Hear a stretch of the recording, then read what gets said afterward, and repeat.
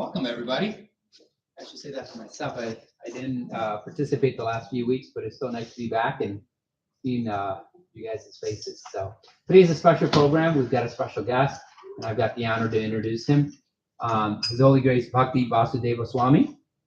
He's an ISKCON guru and a member of the Spiritual Advisory Bhagavata Assembly, a partner of the GBC. He has a PhD in Applied Management and Decision Sciences from Walden University, focusing on leadership and organizational change. He has authored over 35 publications in academic journals and has extensive experience integrating Gaudiya Vaishnava technologies with management science. Plus, he's a great lecturer.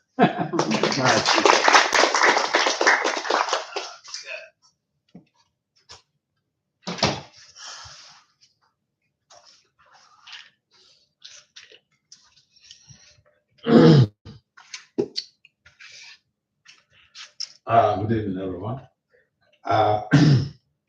The topic of sharing and caring this evening is what is it?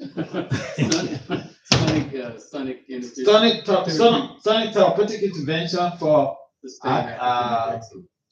sustainable academic excellence. So, first, we'd like to quickly explain what we mean by sonic therapeutic intervention. I see, because I'm not coming from a religious background, although I'm a religious figure. my degrees are not in religion, and I deal with people who are basically like atheists. People who say they don't believe in spirituality, they don't believe in God. So whatever we have to do, it has to be science-based. In other words, you have to show with data the results of whatever you profess to be doing, or whatever you say is important for liberating human society. So sonic therapeutic intervention is about how chanting different mantras help the individual chanter, and if it's a collective approach, it helps in creating a sustainable leverage in society, purified consciousness. But then what does this mean for the scientists? So there are a number of research studies that have been conducted over the years, and they brought to bear that chanting, specifically, what I'm going to deal with today is on this on chanting the Maha Mantra. You understand, sonic is an adjective derived from the noun. Sonic is derived from the noun sound or sound. And so when we talk about sonic therapeutic intervention, it's something we really have a lived experience. We see it every day. We go to the road. People are safe from, they are protected from accidents, because the driver is coming and someone is just majestically walking across the road. And so they honk, boom, boom, and the person jumps off. A life is saved. Another gross example is, say a house is on fire, an arsonist puts the house on fire, and now the firefighters have come and they search it in all the rooms and apartments to see if they save lives. So here, a firefighter goes to one of the apartments. He enters one of the rooms, and he found a gentleman sleeping. And so, just to illustrate the potency of sound, so here the firefighter has two options. One of the options is going to result to a gross failure, devastating disaster. If he just writes on the wall, say the guy who is sleeping, his name is David. So he just writes on the wall of the room, "Hey David, this house is on fire, get up and leave." Now, it's not going to create any impact on David's safety, because someone is sleeping. The sensing modalities are like in a dormant state. And so what can awaken the senses right now is sound. If this firefighter, for instance, he goes into the room and he finds someone sleeping, and he shouts loud, "Hey, David, this house is on fire. Get up and leave." The sound vibration will penetrate into the ear, into the auditory meatus, and then goes to affect the brain. The person will jump up, run out from this burning house.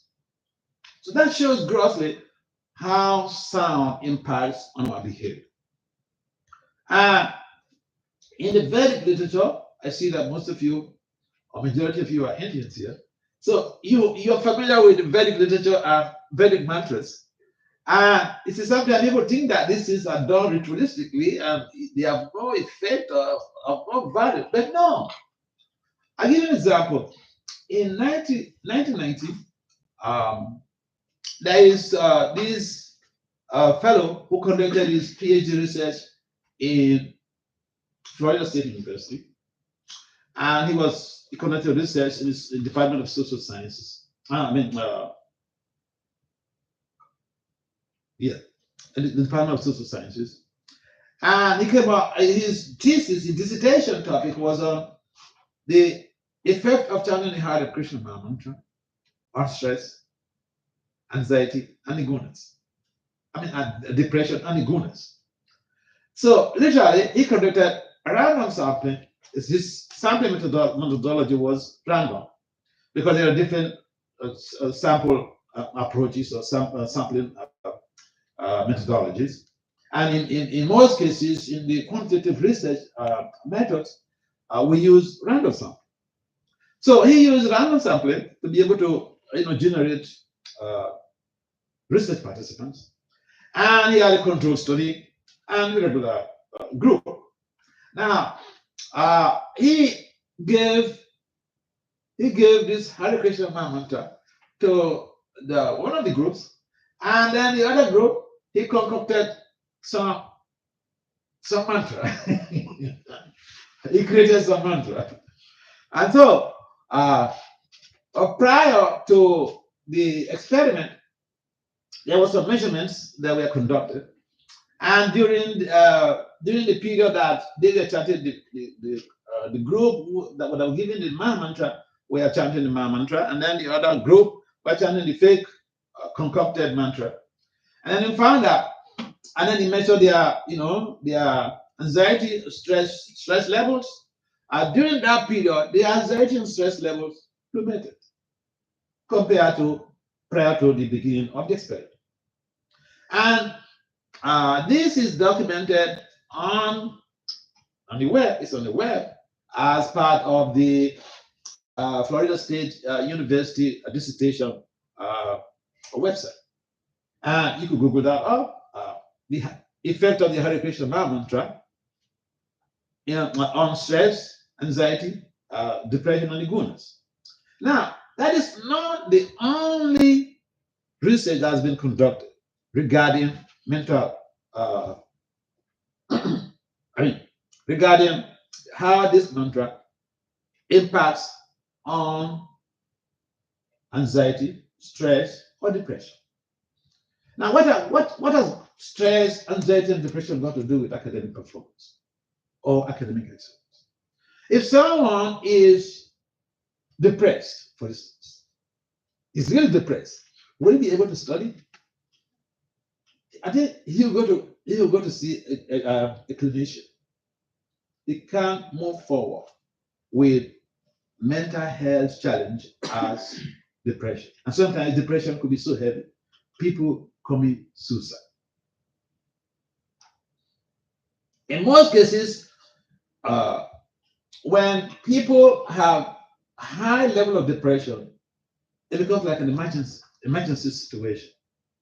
And we find that this very process of chanting, the Hare Krishna mantra, the mantra you just chanted here, Hare Krishna, Krishna Krishna, Hare Hare, Hare Rama, Rama Rama, Hare Hare.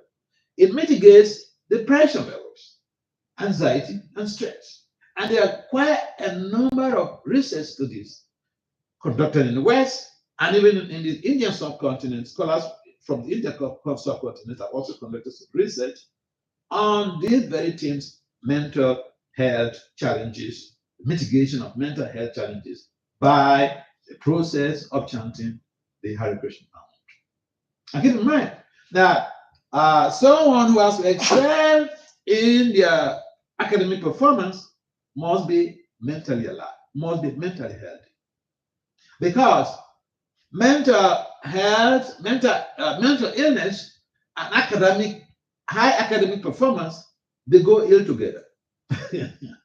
The probability of someone who has a heavy depression excelling in high grades is 1 infinity. In other words, most unlikely, because it's a heavy situation they're facing and they have to go for treatment. In other words, if someone has a high quality of mental health, they can focus better. They will be able to have a protracted time of reading without being distracted. They will be happy about going into their classrooms to study, to listen to the professor. They'll be happy going to do their regular private readings. And so we need good mental health to be able to perform excellently in the academia. In fact, if someone is having a mental health challenge, it becomes a source of concern for those who know that person. And the advice is basically go and see a clinician. Now, here is a process that is not cost effective. I don't characterize it as cost effective. It's zero cost, completely zero cost. You don't pay you don't need to go and pay a huge amount of money for to revamp your mental health. In fact, I go in most cases when I meet professors, and especially those who have been familiar with mantra meditation in general, helps in taming or controlling the mind and the sensory modalities. This is the whole reason why mantra chanting has become so much important in the global society. You go to places, even the places where people claim that they don't believe in God. You go to places like China, a number of these research results are coming from China. In China, they don't believe in God in most cases. That is the law. But a number of these researchers are actually coming from China. Because most of them are from America and from India. But then the point is that if we can appreciate what we have, especially those of you who are coming from Hindu background, and be able to cultivate what you have, it will help you a lot as future leaders of the global village. Because, see, India is so much enriched with not only with culture, but practically with medicinal values. Look, I had a problem. I had a liver cirrhosis. Liver cirrhosis there's no medication for liver cirrhosis right now. You know what happened? I went to India. I went to India, had a mentee. She was in medical school at the time when I started mentoring her. She finished, she's an ophthalmologist now. And, she heard I was having a liver problem, and she took me, she's a medical doctor. She took me to an Ayurvedic doctor who started giving me some treatment. So I came back to America, and within a year's time, I went to do a checkup, and I realized that the cirrhosis, which was on grade 4, from grade 4, the next grade is liver cancer. So try to understand what you have, what you are endowed with. so that you don't minimize what you have, including mantra meditation. So he took, and then when I had a checkup with my doctor, and then I realized that the level of the cirrhosis went down to grade 4 or grade 3. I thought, wow, this thing is working. So I faced it squarely. I took it. I can proudly tell you, I have no cirrhosis right now. So India saved me. See, you may undergo some liver transfer, but that is only for the top big guys. I may have a PhD, but I'm not a rich guy. See, I'm a Swami, a big guy. I travel around the world. So Krishna just pulled me out from that mess. But this is the world of India.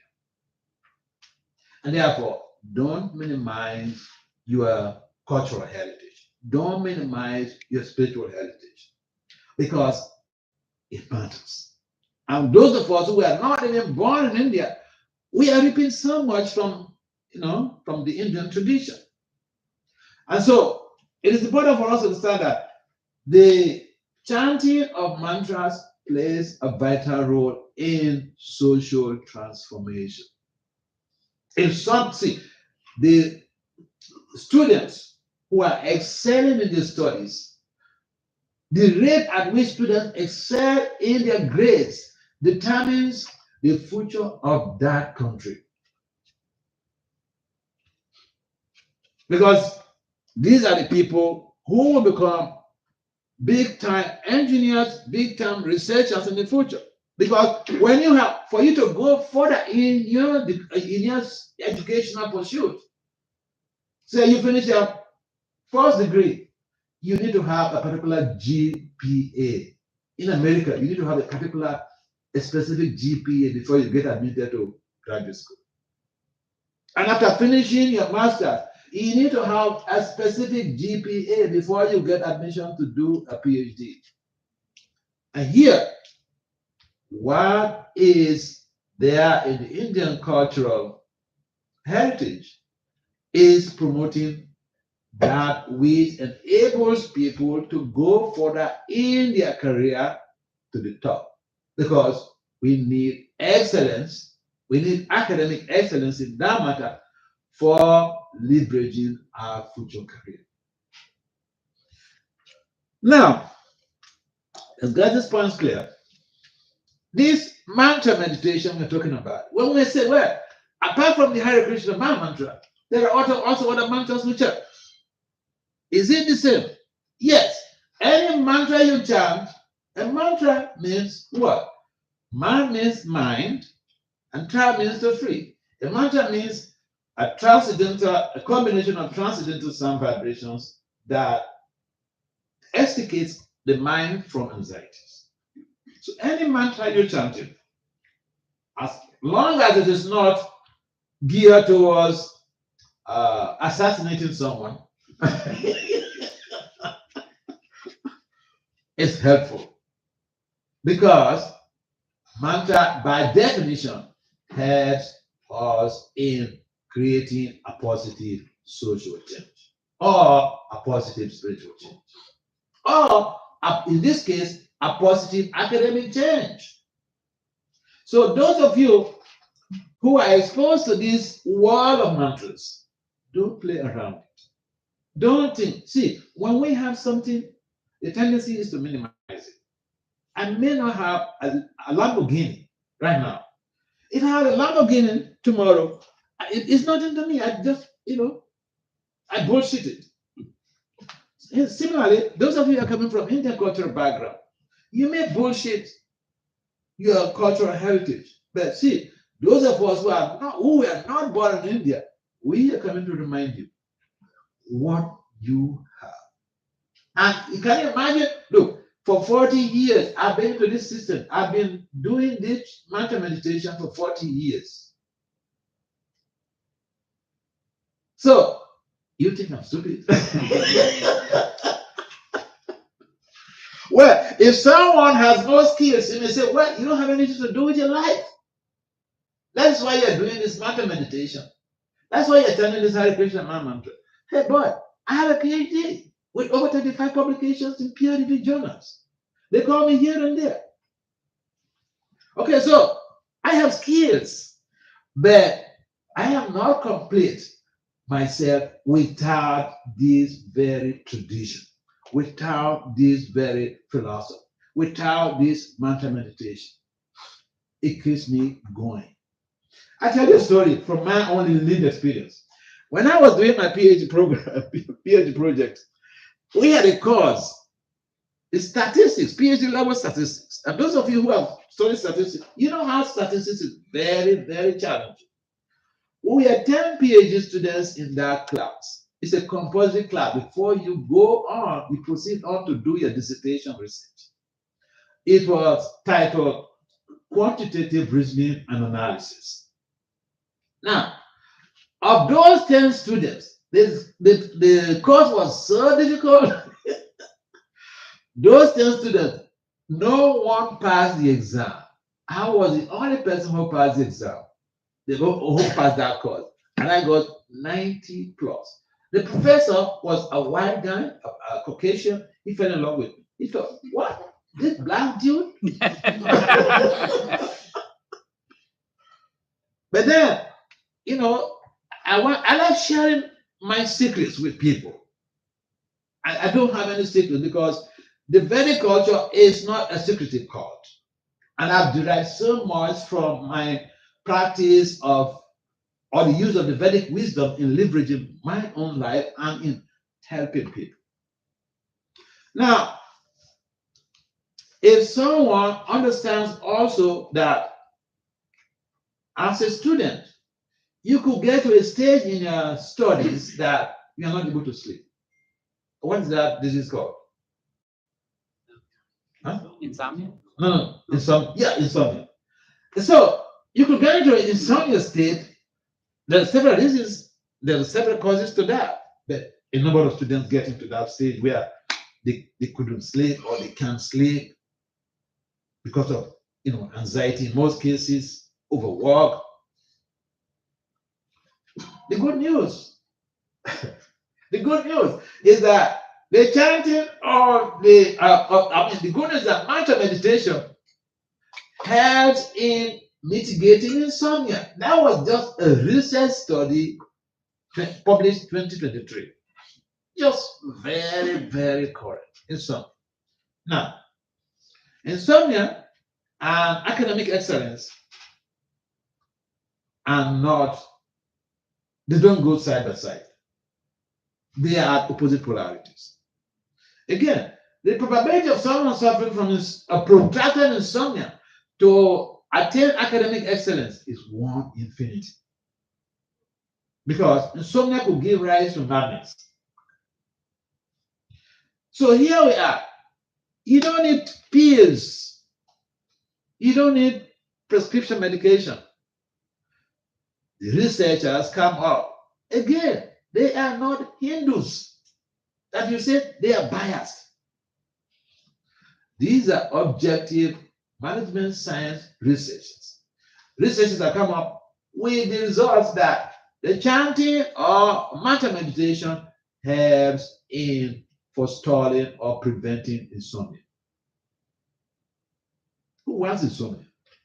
We want peaceful sleep so that we can be strong the next day to go about with our studies and with our classes. Let's not stop there. One of the fears on this planet for everybody these days, even people who are not even old, they are having dementia. Oh yeah. Now the good news.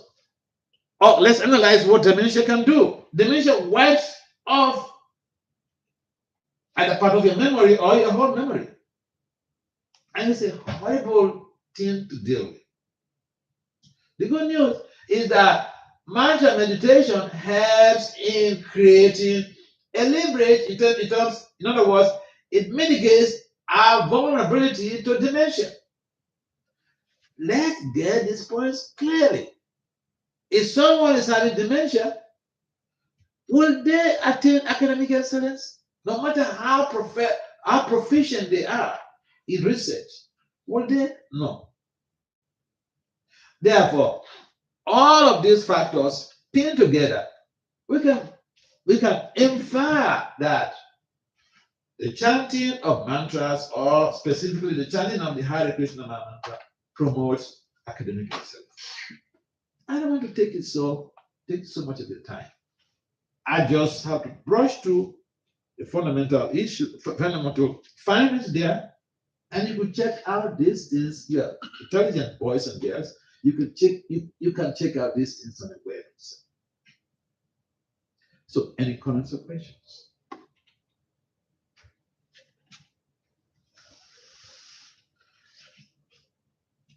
Yes, please. Thank you so much, Marge, for sharing with us how the Maha Mantra can help reduce stress, especially since we're all students here, and it's something we face every day. I wanted to ask, on a more practical level, for us students who may not be practicing this, how do we get started with this? How do we kind of fit it into our student life, and how do we prevent, I guess, over-endeavoring so that we're able to kind of balance it rather than letting one activity affect the other? Yeah, thank you very much. That's a nice point, a nice question. Now, practitioners, I remember I conducted the research, but I didn't publish it. I conducted the research among on graduate students, the people who were chanting. So we examined their GPA prior to their participation or the involvement in chant. So we examined the GPA, and the period also they were chanting, we examined their GPA. We found that when the period they were chanting, their GPA was up, higher than prior to when they started the chant. So your question is how to balance it so that we don't have a spillover. It's a very simple thing. We should effectively manage our time. We have 24 hours. And as students, you're working very hard. But you will say, well, I don't have the time. I don't have 5 minutes to give to this. I don't have 10 minutes to give to this. I don't have 50 minutes to give to this. If you are in hospital, you may spend more days. So, and they say prevention is better than cure. So the practical approach to incorporating this, it might just be some, small time for the day. And it's best you do this meditation before you go about your daily activity. When you do that, it's like a preparation for the day. It's food for the spirit that will help to re-energize you, reinvigorate your daily approach to reality in terms of the academic pursuits. So yeah, I would suggest that, and this is what I do. See, the point is, I'm an academic, I'm a Swami, I'm a guru, but I'm also an academic. Just last month, August, I had 3 presentations at a conference in Oxford University. And the presentations were based on this sonic therapeutic intervention. I had a presentation on sonic therapeutic intervention approach to legislative fraud. Because in America here, if Senator Menendez, he was just found guilty of some fraudulent activities. Earlier, Santos, House of Reps, was also found guilty of fraudulent activities. So I use this conceptualization or this very model in addressing problems such as fraud, sex scandals, and what have you. So what I do is that I do my meditation early in the morning before I go into my research, before I go into my attending to people, because I also serve like the counselor to so many people, academic counseling, professional counseling. Of course, I have my master's degree in education and philosophy, but my first degree was in counseling and language arts. And so I have a broad-based a profile that before I get into all of this on daily basis, I do this meditation. And I give 2 hours at least in the morning We don't ask you to use 2 hours. Maybe use 10 minutes to start with and see whether you are benefiting from it. Again, try to understand. Academic excellence is not the purpose of the chanting. Academic excellence is a concomitant factor of the chanting. In other words, it is just something that comes like a side effect of this spiritual intervention. So yeah, regarding what you asked, use some few minutes. Out of your 24 hours, maybe you can allot 10 minutes, 5 minutes, 15 minutes in the morning. You do it. And you see whether it helps you. The taste of the food is in the eating. You check it and see. If it doesn't help you, reject it for good. If it helps you, you can continue. Why not? See, now the point is, this chanting, we're talking about academic excellence. But when you talk about the main problem society is facing today, is that you can become academically astute. You can become a great academic achiever. You're on top. I'm gonna find this in America. This set standards that rocks some universities that people went down. Not all universities. We have the leaders, they rock down with sex scandals. What is the value of this mantra in addressing this type of social maladies? Yeah. According to the general theory of crime, proposed and documented by 2 criminologists, Gottfriedson and Hitchie. Again in 1990, they came up with this research finding that all crimes and unethical behavior, whether you call it sex scandals or whatever, all crimes and antisocial behavior are due to low self-control. And low self-control basically is about low emotional intelligence. People can't control themselves. They are not self-regulated. They dance according to the tune or the dictates of the mind and the senses. So literally speaking, majority of people on the planet are slaves to their mind and the senses. This is the cause of the leadership fall downs, implications that result in sometimes to prison. I was watching some a scenario, and this lady, a white lady, beautiful lady, she's in prison. You know why she's in prison? She was indicted for abusing a minor. But you know what? She said she has 4 kids. So the journalist asked, did you ever abuse any of your kids? She said yes, the last one she abused. In fact, there is a case where an army top-notch, you know what it takes to be a top-notch in the US Army? Some of them, they have PhD from Harvard.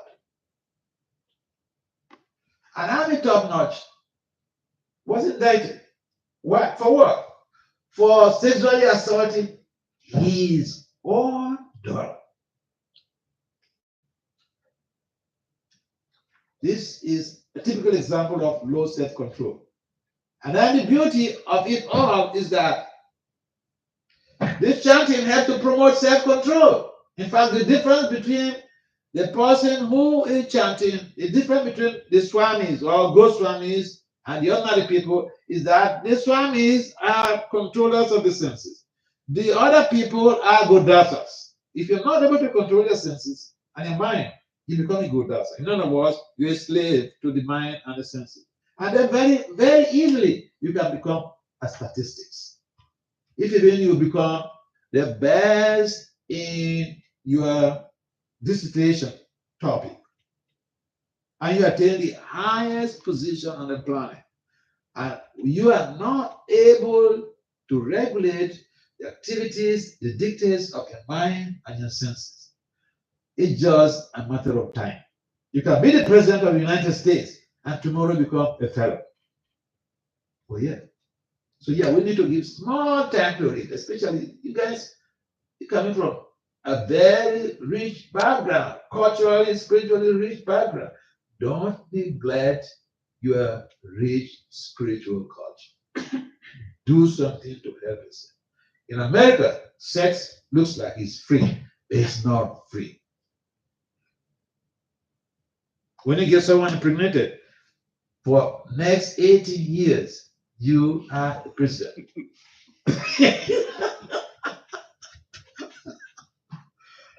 So we need to understand how to get help without expenses.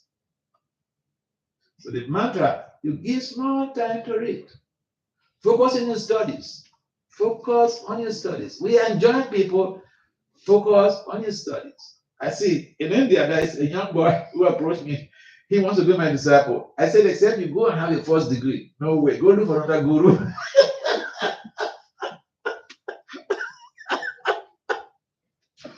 Yes, so thank you for your question.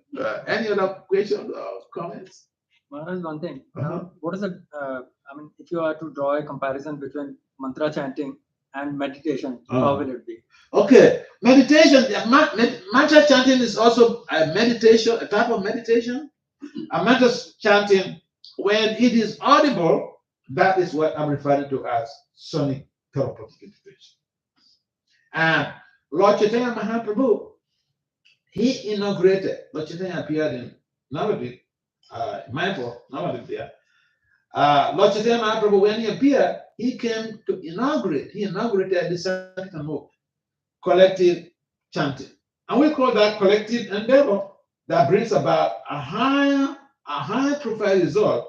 In management science, we refer to that as that model is a model. So Lord Chaitanya, he established the sat-cit-ananda movement based on science. Based on science. We may say it's religious, but it's based on science. What is that? The model is called synergy. Synergy means when people come together to do a particular thing, the result is always greater than individuals doing that same thing and bringing the results together.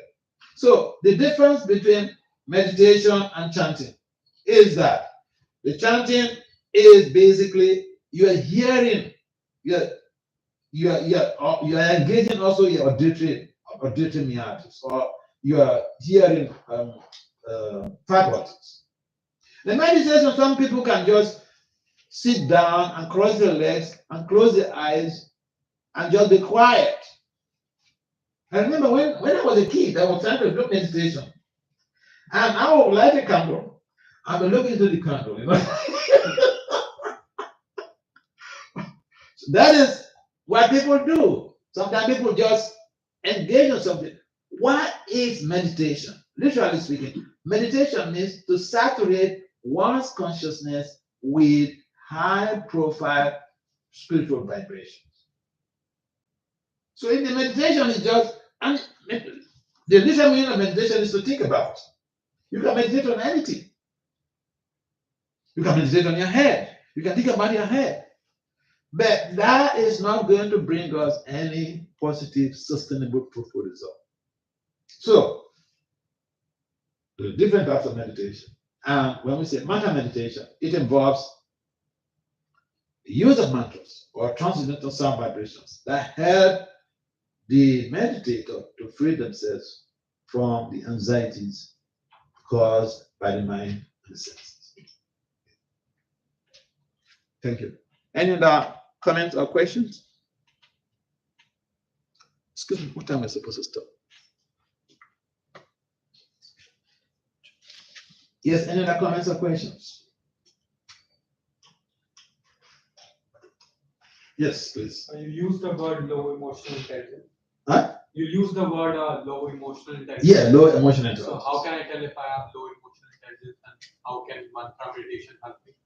See, if you go into the components of more emotional intelligence, one of the components is that you have that ability to be able to understand the emotions of others and be able to facilitate their social or spiritual growth. Now, if you're not perceptive, then there's no way. If you are practicing mental meditation, for instance, you get to a stage where you are able to relate to people based on their spiritual values, not on their physical values. And that way, if they have a negative emotion or if they are in pain, you are able to facilitate the leverage of their situation. Now, with low emotional intelligence, you're not perceptive at all. You don't know, you don't care about what is going on. I'm not just don't care, you are in ignorance about what someone else is feeling. Whether he's feeling enraged because you did something or you said something, you don't really give a damn. But it's just that you don't know. So yeah, if we are engaged in mental meditation or chanting, it helps us in promoting our intelligent quotient. In other words, it helps us in recreating a situation where we have a better perception and even our motor skills and perceptual skills become improved. And that has a lot to do with the emotional intelligence. If someone is highly emotional intelligent, there are so many types of intelligence. There is emotional intelligence, cultural intelligence, social intelligence. You know what? Women are more social intelligence, than men. I know that the traditional Indian guy will say, "What are you saying, Swami?" No, but, but it's true because even in the work system, say a man and a woman, they do the same job, the husband and wife. They do the same job, the same number of hours. When they come back home, say they work for 8 hours. When they come back home, the man is tired. He goes to sleep. The lady goes to the kitchen or goes to the grocery store to buy the groceries and come back and cook and finish cooking. Wake up the husband. He comes to eat. He's still tired from the day's job. He goes back to sleep. She goes to the school to pick up the children. She cleans up the house and all those things. So women, we should understand, we should appreciate women because they are the bedrock of all cultural evolution. They are the bedrock of the family. They are the bedrock of social development. In fact, if we understand that the family is a microcosm of the society and women are the bedrocks of the family, we should appreciate women because they also have high social intelligence more than us. A girl of 17 years old can manipulate a man of 25 years old. Oh yeah. That is the endowment of the female folk. If we don't know what it, see, if for instance, a girl, and we see this in our ashrams, there are brahmacharis also in ashrams. The brahmacharis, they know the brahmacharis who will be getting married in the future. They know that. Oh yeah. So yeah, the chanting helps in promoting our emotional intelligence. Our emotions need to be controlled. Our negative emotions need to be tamed. If we just act based on, how our emotions pull us, we may always get things wrong. So yeah, if you are chanting, it just a matter of time. You see that if the anger comes, you say something. For instance, if someone tells you something that is hurtful, you're angry, but then you control that emotion. I'll give you an example of one girl in Laguna Beach. I went to Laguna Beach to give a talk at their temple, at the ISKCON temple, on one Sunday. So when I finished the talk, before I got down from the outside, a gentleman came to me and he reported himself. And what was it? He said that he came back from office one day. He's a high-profile guy, IT guy. He said he came back from one office one day and he started vituperating, abusing his 8 years old daughter. His 8 years old daughter was so much high in emotional intelligence. She contained everything the father was doing, was saying, very un-American. Because a typical American 8 years old girl, the father comes and then vituperates in that way without a cause, they will put you to jail. They will call the cops. She did not. Now, with her high emotional intelligence, she waited. Some days have passed, and the father was happy. She was also happy. They were eating together. She raised the issue. And Dad, you remember the other day you came back from work and you did this to me, you did this to me, you did this. Did you have a fight with somebody in the office that day? 8 years old girl. 8 years. The father told me this. I said, hey, stop. Go and bring your daughter here. He brought him. I had to beg the girl on his behalf. So it shows how sometimes we think that we can do and undo, but life is not just about losing your temper. Someone may say something hurtful. If you have kids, your kid must say something or do something silly one day. Now, that is a test on you to apply the very principle that Krishna gave in the Bhagavad Gita. Tanti Diksha Swa Bharata. What did he say? Tolerate. So if your child does something, it means that you have been put to test. If you don't tolerate, if you don't tame yourself and wait when your temper comes down before you address that situation, you have failed the test. And two wrongs cannot make it right. This is the Indian wisdom. Thank you. Any last comment or questions? Otherwise, we have to adjourn this meeting. Any other last comment or question? So again, thank you everyone for coming.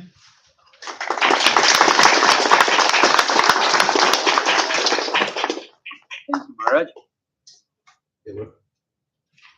Thank you, Maharaj, again. Maybe like some of these like, you can apply now, right? So we'll have Kirtan now and then Mahabharata. Can I have the character? I can also have the.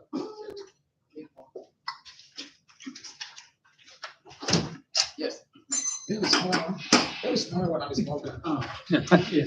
Can you have a smaller one than this? Right. Maybe a smaller one. Yeah, very small.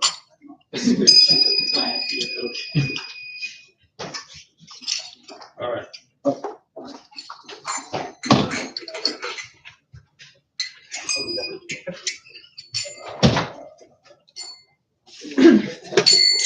Hare Krishna, Hare Krishna, Krishna Krishna, Hare Hare, Hare Rama, Hare Rama, Rama Rama, Hare Hare,